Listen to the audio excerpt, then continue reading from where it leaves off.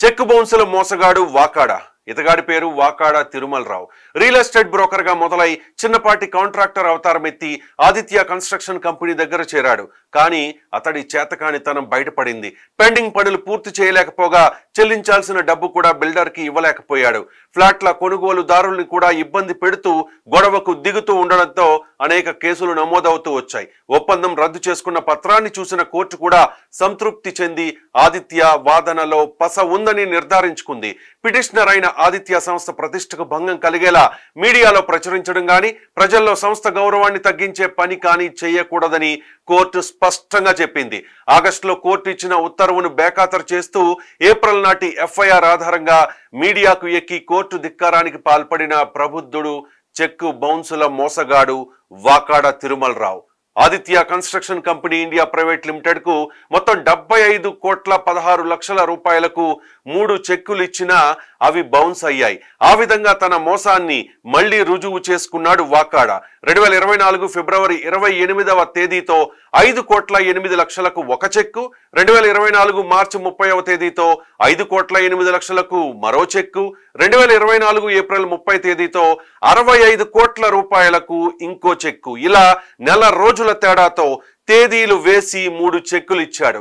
ఇలా ఇచ్చిన 3 కరూర్ వైశ్య బ్యాంక్ చెక్కులు తగినన్ని ఫండ్స్ లేకపోవడంతో బ్యాంక్ వెనక్కి పంపింది.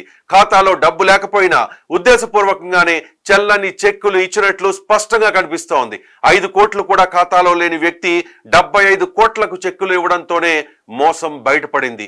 ఈ చెక్ బౌన్స్ కేసులు కోర్టులో విచారణకు వస్తున్న సమయంలో మరో కొత్త నాటకానికి తెరలేపాడు ఈ వాకాడ తిరుమలరావు.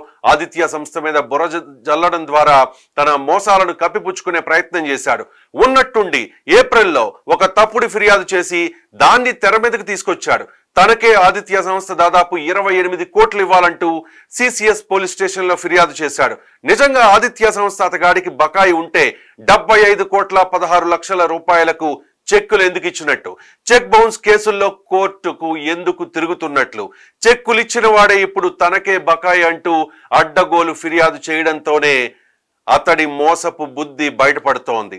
ఇలా ఉండగా ఈ ఆగస్టు 13న సిటీ సివిల్ కోర్టు 11వ అదనపు చీఫ్ జస్టిస్ ఇచ్చిన ఆదేశాల ప్రకారం వాకాడ తిరుమలరావు అనే వ్యక్తి ఆదిత్య సంస్థకు, సంస్థ ప్రతిష్టకు, వ్యాపారానికి భంగం కలిగించేలా ఎలాంటి ప్రచారం కూడా చేయకూడదు. బ్యానర్లు, ఫ్లెక్సీలు పెట్టడం గాని, ప్రింట్ ఎలక్ట్రానిక్ మీడియా ద్వారా ఆదిత్య సంస్థకు పరువు నష్టం కలిగించే విధంగా గాని వ్యవహరించకూడదు. అయితే ఆ విషయంలోనూ కోర్టు ధిక్కారానికి పాల్పడుతూ మీడియాకెక్కి ఆదిత్య సంస్థ మీద, సంస్థ యాజమాన్యం మీద బురద జల్లే కుట్ర పన్నిన వాడు ఈ తిరుమలరావు. తెలియక మోసపోయి ఇలాంటి వాళ్ల వలన ఇబ్బందులు ఎదుర్కోకుండా జాగ్రత్త పడాలనే ఉద్దేశంతో ఈ వీడియో ద్వారా అప్రమత్తం చేస్తూ ఉన్నాం. డాక్టర్ బిఆర్ అంబేద్కర్ కోనసీమ జిల్లా కొత్తపేట మండలం అవిడి శివారు వాకాడవారిపాలెంకు చెందిన ఒక తాపి మేస్త్రి పొట్టకూటి కోసం హైదరాబాద్ వచ్చి అడ్డదారిలో ఎదుగుతూ సాయం అందించిన వాళ్లనే బురుడి కొట్టించి మోసానికి నిలువెత్తు నిదర్శనంగా మారిపోయాడు. వాకాడ తిరుమలరావు అనే మోసగాడి చరిత్రలో అడుగడుగునా బుకాయింపులు, ఎదుటి వాళ్లను ముంచే ఆలోచనలే. అందుకే అతగాడి తీరులో అన్ని జవాబు లేని ప్రశ్నలే కనిపిస్తూ ఉన్నాయి. తల్లి పాలు తాగి రొమ్ముగుద్దే ఈ తిరుమలరావు చాలా ప్రశ్నలకు సమాధానం చెప్పాల్సి ఉంది. నిజాయితీని నిరూపించుకోవాల్సి ఉంది.